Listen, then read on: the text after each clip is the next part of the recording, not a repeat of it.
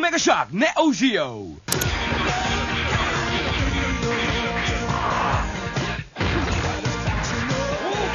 Are you ready for these amazing graphics and vibrant colors?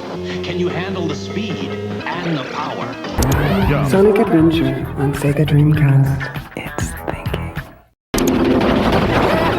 Sonic! Yo, Sonic!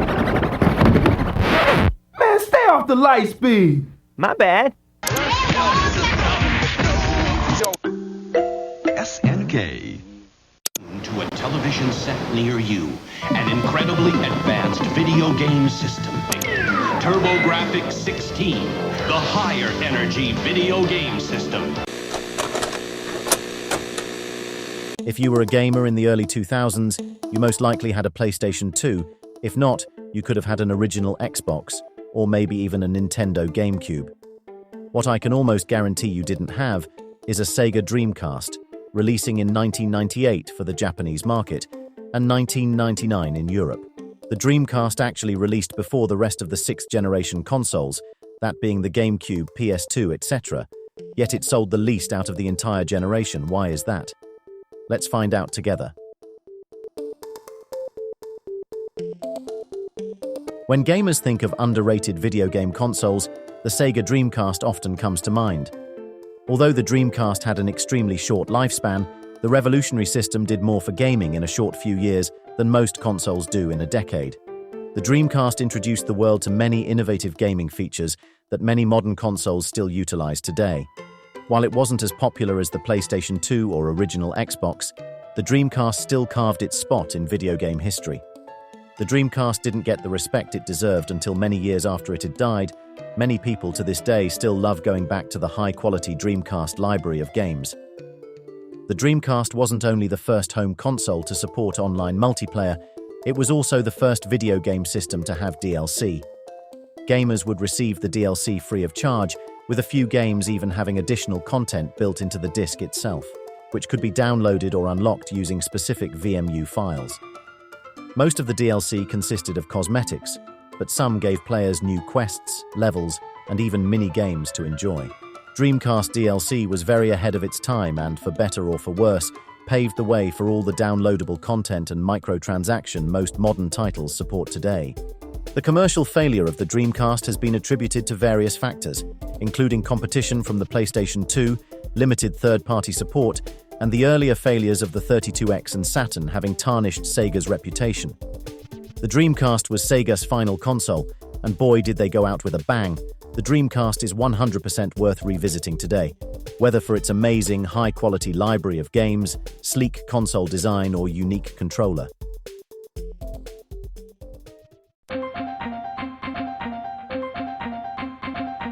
The TurboGrafx 16, known as the PC Engine outside North America, is a home video game console designed by Hudson Soft and sold by NEC Home Electronics.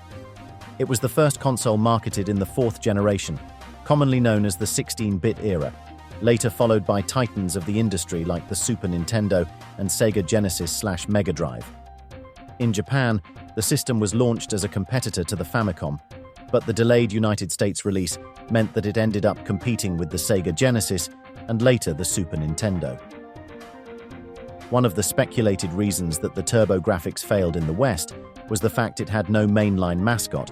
Sega had Sonic, and Nintendo had Mario.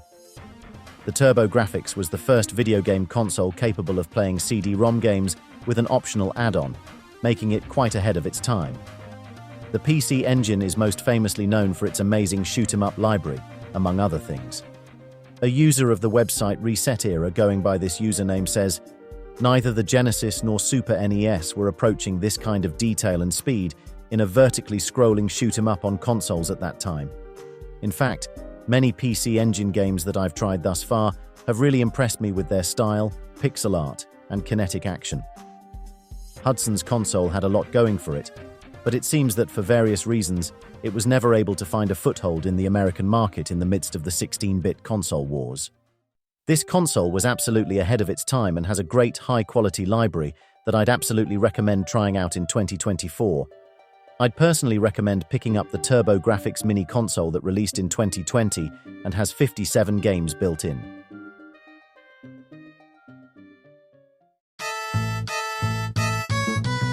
The Wii U is probably the most famous console failure in gaming history.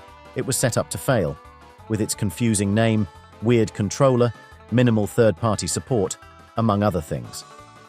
The biggest thing here is the fact that the casual audience at this point were mostly over the Wii and motion controls, and with the PS4 destroying the Xbox One in marketing, that was a lot of people's go-to console of the generation, instead of a slightly more powerful Wii, seeing as most people had a Wii anyway.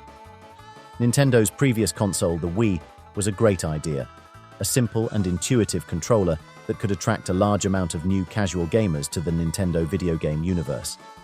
However, after attracting millions of casual gamers with the Wii, Nintendo stopped supporting them and released a controller with the same triggers and buttons that had deterred casual gamers from playing video games before, that being the Wii U Pro controller. Nintendo claimed that with the Wii U they were making something for the core gamers they had ignored throughout the Wii's existence. The Wii U would not just be a console for babies and grandparents. This time around, there would be more games that would compete with the adult fare found on Sony and Microsoft consoles, which turned their backs on casual gamers and hardcore gamers, leaving the Wii U in a weird middle ground. Casual gamers would stick with the Wii, and more hardcore gamers would move on to the Xbox One and PlayStation 4, leaving the Wii U without a target demographic. Now, the Wii U did a lot wrong, but what did it do right? A decent amount, actually. Firstly, a feature that the Wii U had that other consoles of the time lacked was backward compatibility.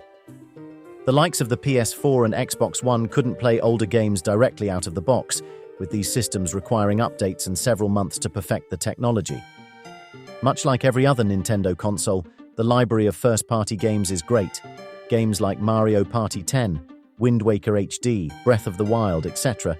Now, a lot of these games have been ported over to the Switch, but that won't be taken into account for this section, because we're talking specifically about the Wii U, not the Switch. Not to mention the system had a great virtual console much like the original Wii, with games from the NES, Super Nintendo, N64, Game Boy Advance, and obviously the original Wii. The console was also pretty innovative in its own way. The gamepad, while being a strange choice, was a unique and fun concept looking back. Add to that the great library of first-party games, the high-quality virtual console, and backwards compatibility.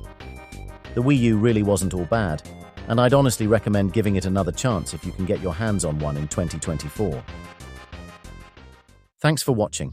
If you enjoyed the video and want to support the channel, liking the video would be very much appreciated.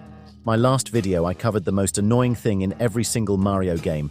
If you'd like to go watch that, it'll be the top link in the description. Also feel free to subscribe for more Nintendo videos. Have a good rest of your day.